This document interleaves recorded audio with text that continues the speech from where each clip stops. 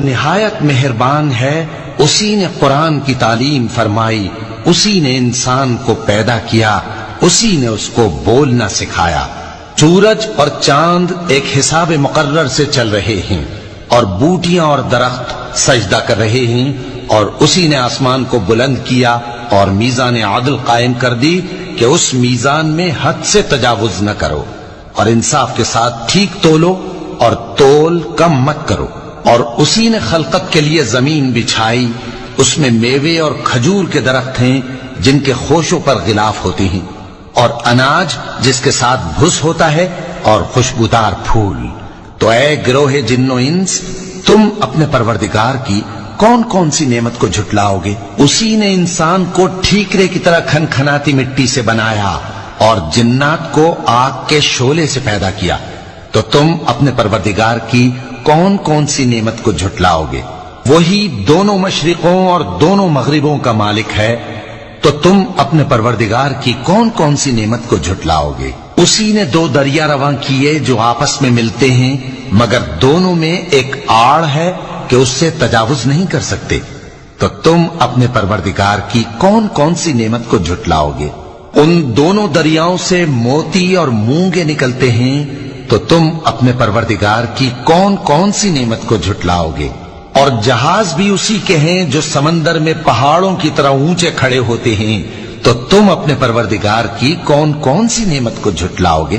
جو مخلوق زمین پر ہے سب کو فنا ہونا ہے، اور تمہارے پروردگار ہی کی ذات جو صاحب جلال و کرم ہے باقی رہے گی۔ تو تم اپنے پروردگار کی کون کون سی نعمت کو جھٹلاؤ گے؟ آسمان اور زمین میں جتنے لوگ ہیں سب اسی سے مانگتے ہیں، وہ ہر روز کسی نہ کسی کام میں ہوتا ہے، تو تم اپنے پروردگار کی کون کون سی نعمت کو جھٹلاؤ گے؟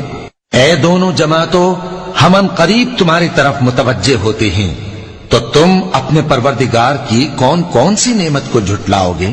اے گروہ جن و انس، اگر تمہیں قدرت ہو کہ آسمان اور زمین کے کناروں سے نکل جاؤ تو نکل جاؤ، اور زور کے سوا تو تم نکل سکنے ہی کہ نہیں، تو تم اپنے پروردگار کی کون کون سی نعمت کو جھٹلاؤ گے؟ تم پر آگ کے شعلے صاف اور دھواں ملے چھوڑ دیے جائیں گے، تو پھر تم ان کا مقابلہ نہ کر سکو گے، تو تم اپنے پروردگار کی کون کون سی نعمت کو جھٹلاؤ گے؟ پھر جب آسمان پھٹ کر تیل کی تلچھٹ کی طرح گلابی ہو جائے گا تو وہ کیسا ہولناک دن ہوگا، تو تم اپنے پروردگار کی کون کون سی نعمت کو جھٹلاؤ گے؟ تو اس روز نہ تو کسی انسان سے اس کے گناہوں کے بارے میں پرسش کی جائے گی اور نہ کسی جن سے، تو تم اپنے پروردگار کی کون کون سی نعمت کو جھٹلاؤ گے؟ گناہگار اپنے چہرے ہی سے پہچان لیے جائیں گے تو پیشانی کے بالوں اور پاؤں سے پکڑ لیے جائیں گے، تو تم اپنے پروردگار کی کون کون سی نعمت کو جھٹلاؤ گے؟ یہی وہ جہنم ہے جسے گناہگار لوگ جھٹلاتے تھے، وہ دوزخ اور کھولتے ہوئے گرم پانی کے درمیان گھومتے پھریں گے، تو تم اپنے پروردگار کی کون کون سی نعمت کو جھٹلاؤ گے؟ اور جو شخص اپنے پروردگار کے سامنے کھڑے ہونے سے ڈرا، اس کے لیے دو باغ ہیں، تو تم اپنے پروردگار کی کون کون سی نعمت کو جھٹلاؤ گے؟ ان دونوں میں بہت سی شاخیں یعنی قسم قسم کے میووں کے درخت ہیں، تو تم اپنے پروردگار کی کون کون سی نعمت کو جھٹلاؤ گے؟ ان میں دو چشمے بہ رہے ہیں، تو تم اپنے پروردگار کی کون کون سی نعمت کو جھٹلاؤ گے؟ ان میں سب میوے دو دو قسم کے ہیں، تو تم اپنے پروردگار کی کون کون سی نعمت کو جھٹلاؤ گے؟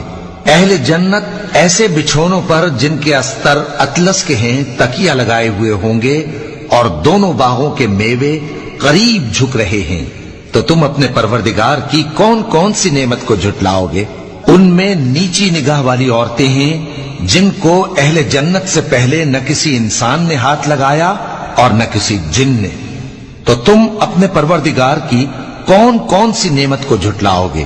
گویا وہ یاقوت اور مرجان ہیں، تو تم اپنے پروردگار کی کون کون سی نعمت کو جھٹلاؤ گے؟ نیک